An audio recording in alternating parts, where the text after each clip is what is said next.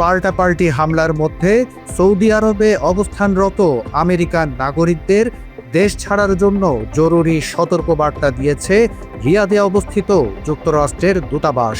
দূতাবাস বলছে, যত দ্রুত সম্ভব যুক্তরাষ্ট্রের নাগরিকদের বাণিজ্যিক ফ্লাইটের মাধ্যমে এখনই সৌদি আরব ত্যাগ করা উচিত। মধ্যপ্রাচ্য ভিত্তিক গণমাধ্যম গালফ নিউজ এই তথ্য জানিয়েছে।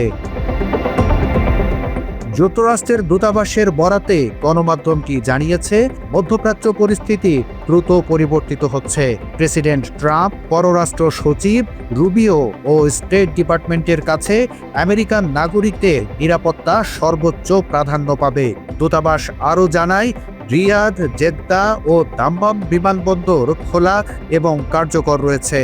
তবে ক্ষেপণাস্ত্র ও ড্রোন হামলার আশঙ্কায় সৌদি আকাশপথে নিয়মিত সীমাবদ্ধতা রয়েছে। যাত্রীরা ফ্লাইটের আগে সরাসরি এয়ারলাইন্সের সঙ্গে যোগাযোগ করে আপডেট যাচাই করে নিতে পারে।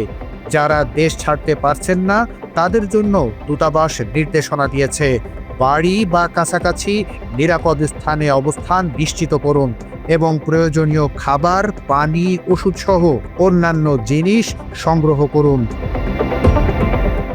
মাত্র 30% টাকায় জমির মালিক হয়ে নতুন বাংলাদেশের গড়ে তোলার স্বপ্ন দেখা বাংলা বসতি। দূতাবাস সব আমেরিকান নাগরিকদের সতর্ক করে জানিয়েছে, স্থানীয় কর্তৃপক্ষের নির্দেশনা মেনে চলতে হবে, অপ্রয়োজনীয় চলাচল এড়িয়ে চলতে হবে এবং দূতাবাস ও কনসুলেটের সর্বশেষ নির্দেশনা নিয়মিত অনুসরণ করতে হবে। এছাড়া ইরাক সহ মধ্যপ্রাচ্যের আরও 11টি দেশে মার্কিন দূতাবাস তাদের নাগরিকদের নতুন করে সতর্কতা জারি করেছে। এর আগে ইরানের পররাষ্ট্রমন্ত্রী আব্বাস আরাগচি বলেছেন, ইরানের জ্বালানি অবকাঠামো লক্ষ্যবস্তু করা হলে মধ্যপ্রাচ্যে মার্কিন কোম্পানিগুলোর স্থাপনাগুলোতে আক্রমণ করবে তেহরান। একই সঙ্গে যুক্তরাষ্ট্রকে সহযোগিতা না করতে আরব দেশগুলোকে কঠিনভাবে সতর্ক করে দিয়েছে তেহরান।